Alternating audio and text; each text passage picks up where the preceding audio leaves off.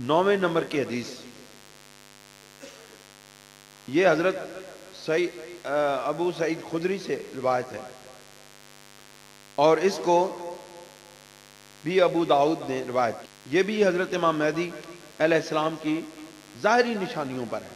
وہ تو ہے نا پہلے کہ وہ تمام روئے زمین پر عدل و انصاف قائم کر دیں گے اور سب کچھ ہو جائے گا۔ ابھی یہ ان کی ظاہری نشانی، بھئی ان کو پہچانے کیسے، ان کی پہچان کیسے ہو۔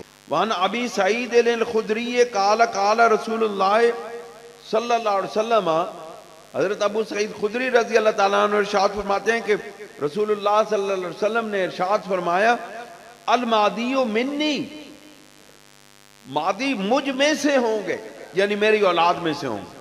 اجل الجبہۃ، چوڑی پیشانی والے ہوں گے، ان کی پیشانی کھلی ہوگی، وسیع پیشانی، چوڑی پیشانی ہوگی۔ افنل انف، اور ناک، اونچی ناک والے ہوں گے، ان کی ناک بلند ہوگی، ظاہری پہچان لو۔ رسول اللہ نے تصویر دکھا دی، رسول اللہ نے تصویر سمجھا دی، دکھا دی لفظوں میں بیان کر کے، کہ کوئی جھوٹا بے ایمان امام مہدی ہونے کا دعویٰ کرے تو اس کی تصویر دیکھو کہ وہ چوڑی پیشانی والے ہوں گے اور اونچی ناک والے ہوں گے۔ ذرا گوگل کر کے قادیانی کی صورت دیکھو، اس کی آنکھیں چندیاں ہیں، تنگ پیشانی ہے اور چپٹا منہ ہے، یہ بھی اس کے جھوٹا ہونے کی علامت۔ رسول اللہ صلی اللہ علیہ وسلم نے ارشاد فرمایا کہ اجل الجبہۃ افنل انف، کہ وہ چوڑی پیشانی والے ہوں گے، اونچی ناک والے ہوں گے۔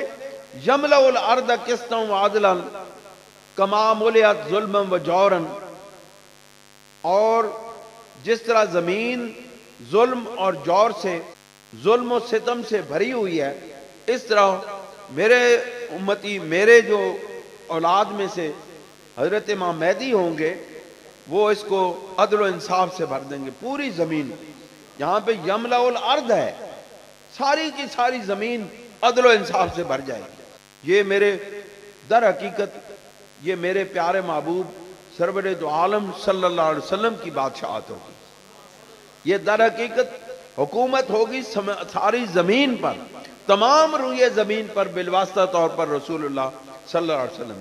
یملک 7 سنین، پھر مدت بھی بتا دی، وہ 7 سال تک حکومت کریں گے، یعنی 7 سال تک روئے زمین پر عدل و انصاف قائم رہے گا، اس کے بعد پھر حالات بدلنا شروع ہو جائیں گے۔